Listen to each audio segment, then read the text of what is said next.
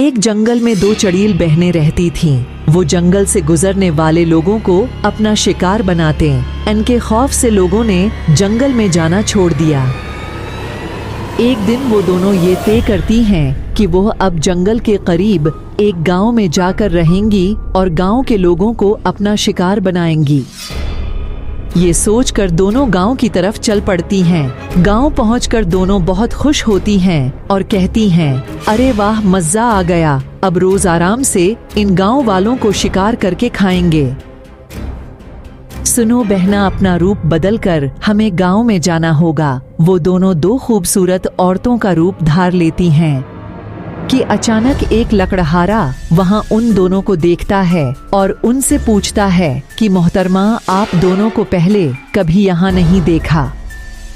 कि अचानक एक चड़ील रोकर उसे अपने जाल में फंसाती है और कहती कि हम चलकर बहुत थक चुके हैं, हम रास्ता भटक गए हैं, अगर आप हमारी मदद करें, कुछ दिन हमें अपने गांव में जगह दे दें। लकड़हारे को इन पर रहम आता है। वो उन्हें अपने घर में जगह देता है।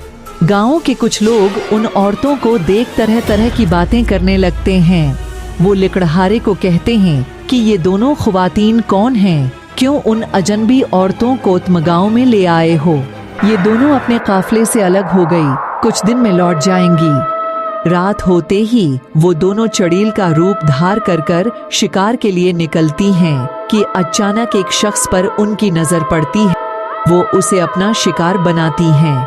सुबह जब गांव के लोग खून में लथपथ लाश देखते हैं तो हर तरफ खौफ फैल जाता है।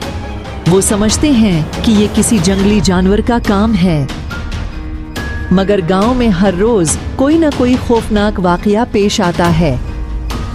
गांव वाले लकड़हारे से कहते हैं, जब से ये दो बहनें गांव में आई हैं, कोई न कोई अजीब वाकयात हो रहे हैं।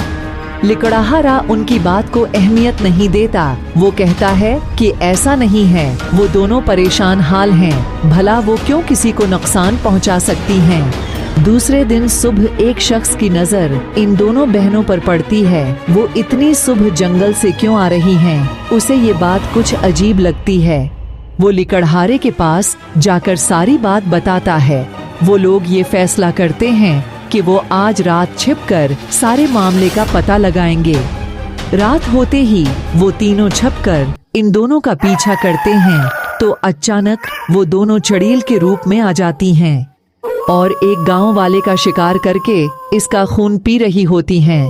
ये देखकर वो तीनों वहां से अपनी जान बचाकर भाग निकलते हैं। वो बहुत घबराए हुए होते हैं। वो फैसला करते हैं कि आज सुबह जैसे ही ये बहनें आकर सो जाएंगी, इनकी नींद गहरी होते ही घर को चारों तरफ से आग लगा देंगे और उन चड़ीलों से छुटकारा हासिल कर लेंगे और गांव वालों को इन चड़ीलों से बचाएंगे। जैसे ही वो बहनें घर जाकर गहरी नींद में गुम होती हैं, वो तीनों घर को चारों तरफ से जलाकर राख कर देते हैं और उन चड़ीलों से हमेशा के लिए छुटकारा हासिल करते हैं।